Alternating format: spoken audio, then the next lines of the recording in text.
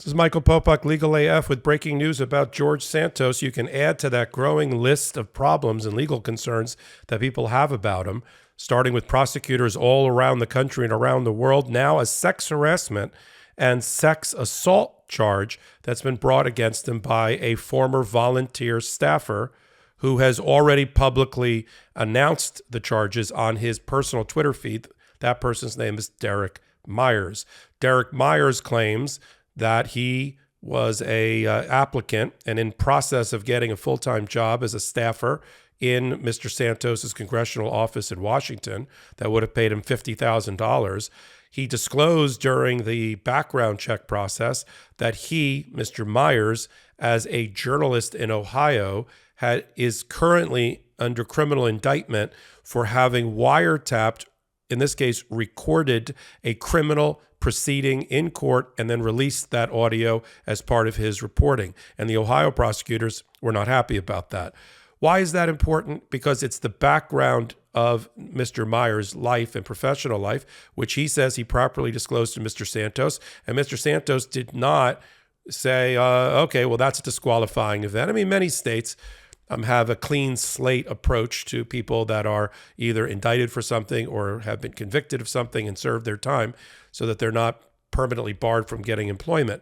So the reason this is important is Mr. Myers says that while he was on a small couch inside of Mr. Santos's congressional office, this is where the untoward sexual assault and conduct happened, that Mr. Santos put his hands and groped Mr. Myers, that he touched him in his groin and on his leg, that he also invited him to a date for karaoke, that he asked Mr. Myers if he was on the Grindr app, because Mr. Santos was on the Grindr app, all completely inappropriate, illegal if it happened. And if the touching happened, improper touching, unauthorized touching, that is a sexual assault as well. The charges have been made in a letter that Mr. Myers has published on his own Twitter feed, we'll show it here, and sent to the House Ethics Committee, and also says that he reported it to the Capitol Police in a police report. The Ethics Committee has confirmed receipt of the letter. The Capitol Police, as is their practice, neither confirmed nor denied the receipt of the police report.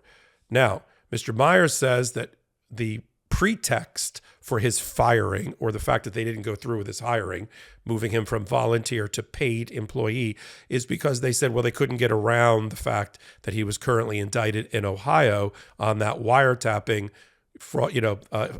illegally recording the criminal court proceeding that he reported on. But Mr. Myers says that's a pretext for his rebuffing the sexual advances of Mr. Santos, while, of course, he worked in that office as a volunteer. One of these two things is true. It's either it didn't happen and he was not hired as part of a process because of this criminal indictment against him, or the criminal indictment was known to Mr. Santos in the beginning of the hiring process, which we all know from Mr. Myers' reporting is true, and he took a liking to Mr. Myers and made inappropriate sexual advances towards him. When they were rejected, Mr. Santos retaliated against Mr. Myers and decided not to hire them. One of those two things is true.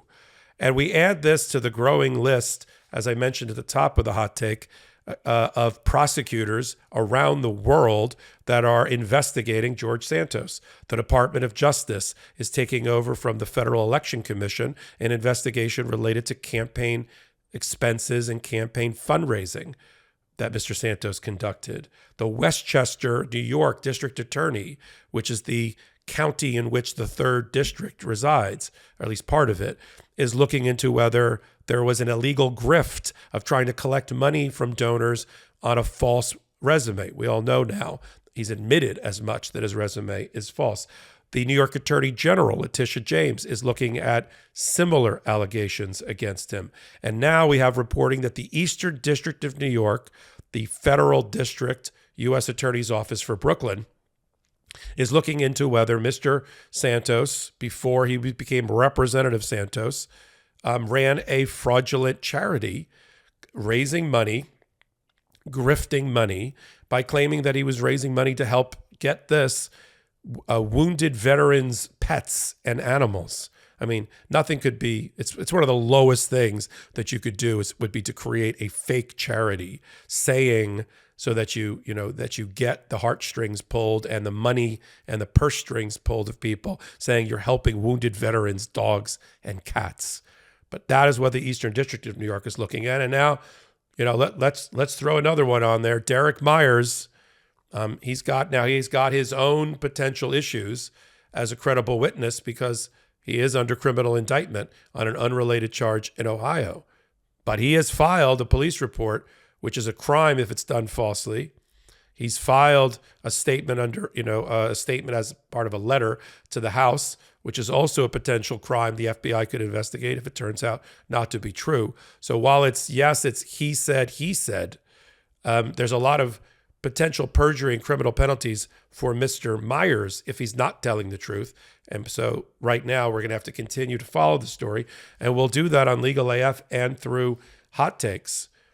We don't know what the story is yet. We know what the allegations are, but we're here to report them in real time as they happen, as we do on my Hot Takes and on Legal AF, which is a twice a week podcast and YouTube show.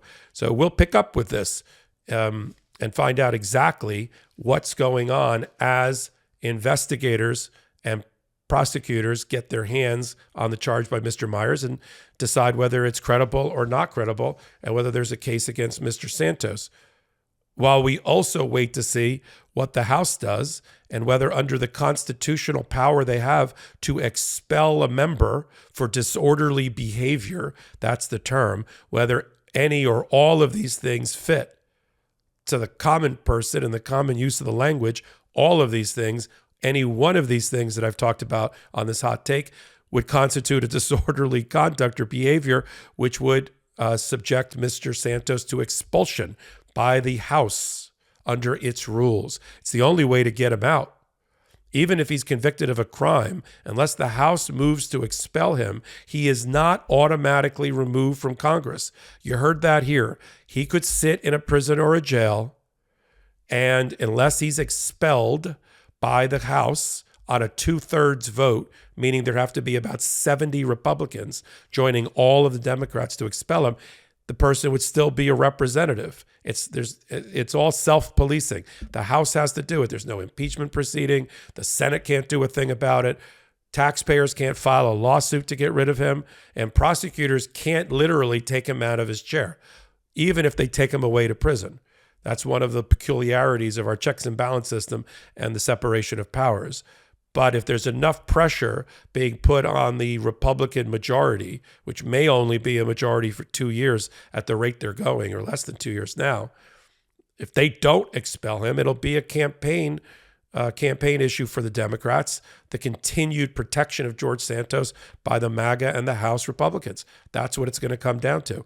But we'll have to see if this drumbeat of constant bad news and bad information and criminal liability and jeopardy against George Santos finally makes the Republican leadership do the right thing and prepare a resolution and vote on it to expel him as a member of the House of Representatives. It rarely happens. It's happened less than 20 times in the entire history of this country. 2/3 of that amount is Civil War related. People that used to be with the opposition of the Union, the Confederacy, and were removed from their seats. It's only happened a couple times since. A representative from New Jersey, Mr. Traficante out of Ohio, who committed crimes, and the House did the right thing and got them out of there. Ball's in McCarthy's court, and ball's in the House Majority's court to see what happens if this latest issue of a potential sexual harassment and sexual assault claim tips the balance and makes them move towards a resolution to reduce their majority by 1 vote. We'll see. We'll report on it. Michael Popok from Legal AF will be there. Our blue wall stopped the red wave and election deniers got denied election. That's why we're celebrating with the new Democracy Prevails tee. We've got lots of work to do, but we should all be proud that when democracy was tested, democracy prevailed. You've earned this. Don't wait. Get yours right now at store.MeidasTouch.com. That's store.MeidasTouch.com.